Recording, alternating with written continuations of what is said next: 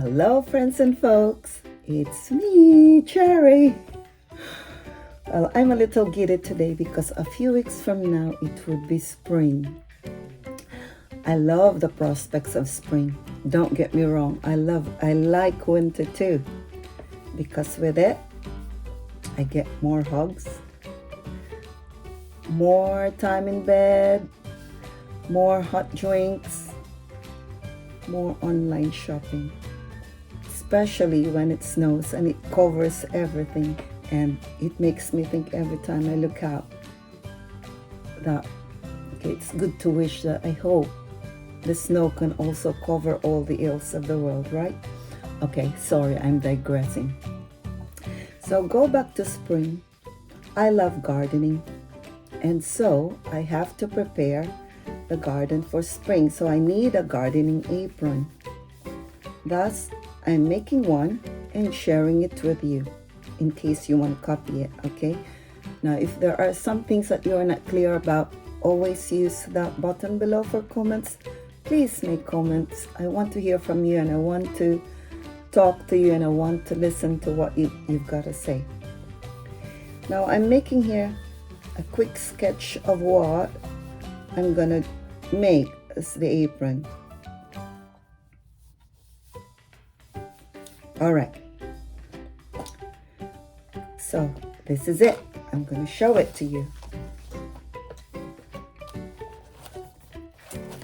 Right. So this is how the apron would look like, the gardening apron.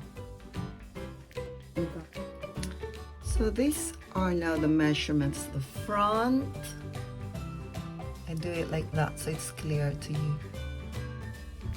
And the back. You can take screenshots so you won't forget the measurements. Now I hope that this would fit from the small to the medium sizes. But first, to make it easier for you, we will be putting the measurements or transferring the measurements on a what? A pattern paper. So let me set up the pattern paper. Okay, anyone with cats can sympathize with me on this problem. Look, Edmund's here again. Right, so there's our measurements we took a while ago, and this is now, I just made it so it's easier. This is now our pattern paper, and it's folded. So you only have half of the apron there, or the pattern paper. So you fold your pattern paper equally so you can see it from there to there, that it's between these dotted marks. Now this one is 8.5 because it's only half of that. This is actually 8.5. What's the half of 8.5? So 4 point something there.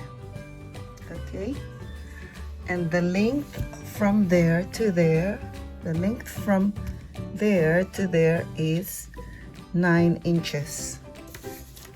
So you measure it from there to here, that's 9 inches. Now the length from the waist to your knee, let's say you only use 17 inches. And therefore from here to there you have 17 inches. Now this is, remember, this is only the front side of your apron, bodice, the front bodice. Okay, so let's cut it.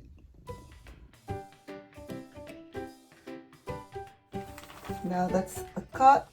Once you open it, because you folded it, you have now the full front bodice of your apron, right? Okay. Now let's do the back. Now the easy way to do it is, the other half of your pattern paper, which is still folded, you can put the front bodice on top of it so you get the right measurements as well for your back. So let me, all right, so supposedly that's the back, okay? But because we have a design on the back that overlaps, because I want to use it when, if I'll be sitting on my stool, my garments inside can still be protected. So I want the back part to have an overlap. So if you will draw your design on the pattern, for the back skirt, it would look like that. So this is now the fabric. I've only ironed the creases, but it's still there, it's fine. This is the right side of the fabric, and this is the wrong side of the fabric. So I folded it there, and the selvage is here. So the folded side of the pattern goes on the folded side as well of the fabric, all right?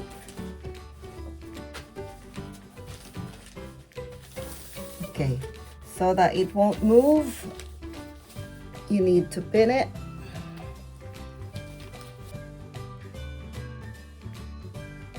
Now, we need to mark. So I'm going to use a tailor chalk so you can see where I mark it, okay? Now we've marked it, if you can see there. Don't worry about the mark, it's just a tailor's chalk, so after one wash it would be gone, or even. So not just this side, but also the other side, okay? So that's our front bodies.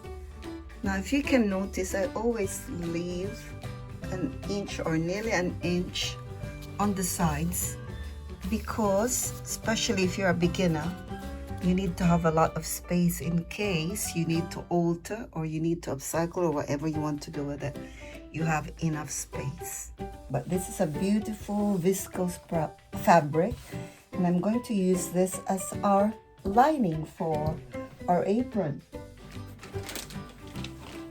So that would make this apron a bit strong, isn't it? Because we're putting a lining. And you can really see it because it's black as well, so it's easier to see the difference of the sewing. So we'll just put the original, the main fabric on top of it and cut it and then mark it, okay? So that's ready for sewing. The main fabric and the lining.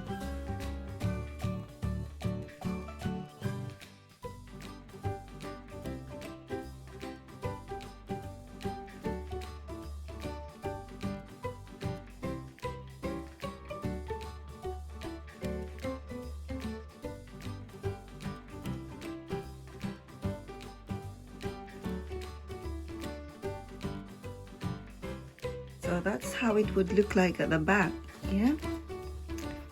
It's overlapping there. And just like the bodies, the front bodies, we also need to make a lining for the back part of the skirt. All right, now so we're going to use, to make this one, what do you call that? I can't remember. Now we'll just do it 2 inches. Yeah, that would be right for that. The same way with this belt, it would be 2 inches as well. Okay, let's do that.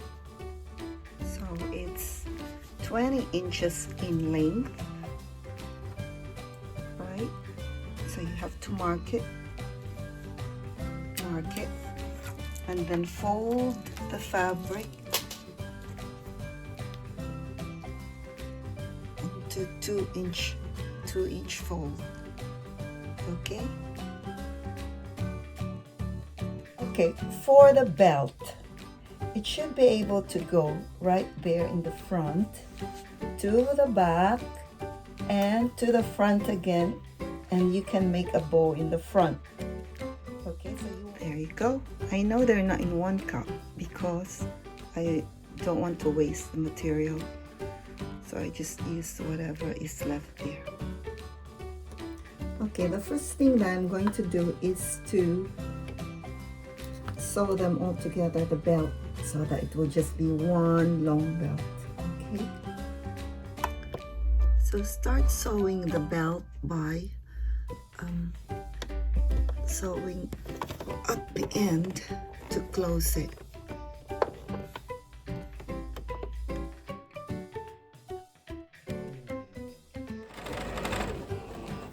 And at the end, you just lock it.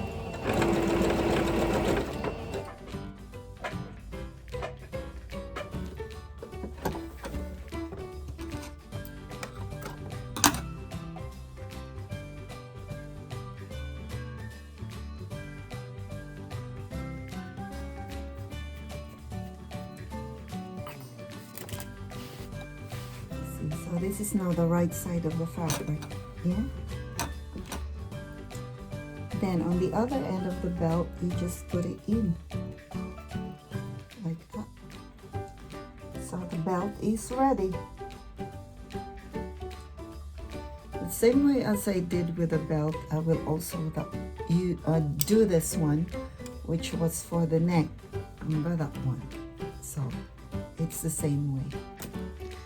Now let's start on the front bodies. Okay, we will have to pin the one for the neck on the right side of the fabric, right on the corner, if you can see the marked corner there, and the other one as well. So just pin it so that you know that it's not going anywhere. Now with the main fabric still on the right side, you also put the lining on top of it, and to be sure that there are no unnecessary movements of the fabric, I'll baste it. Okay, now you've basted it. Now you're sure that whether you do the sewing at the back or here on this side, you're sure that everything will still be in place.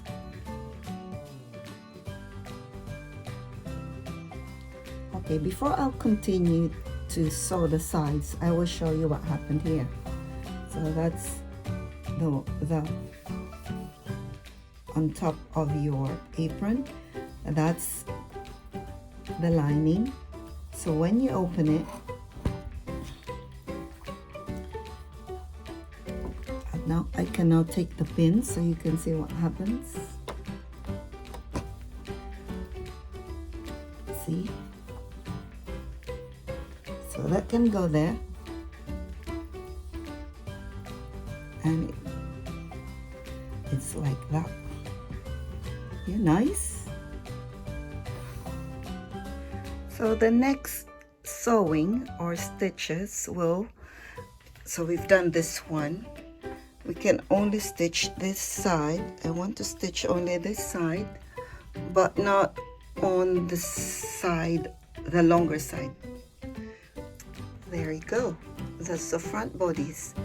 I want to give it a bit of a farm girl look. I know it's just a little detail, but you will see what I mean. I will just put a simple stitch on this side to that one to that one. There. See what I mean? Like a dongery.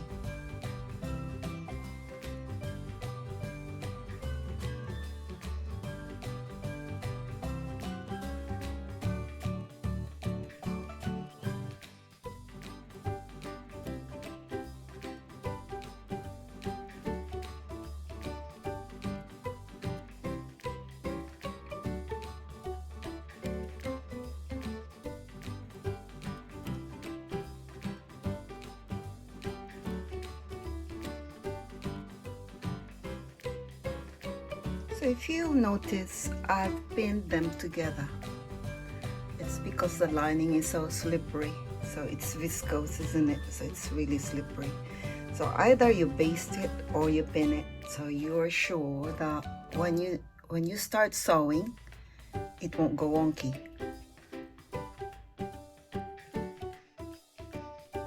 So this is how the back would look like.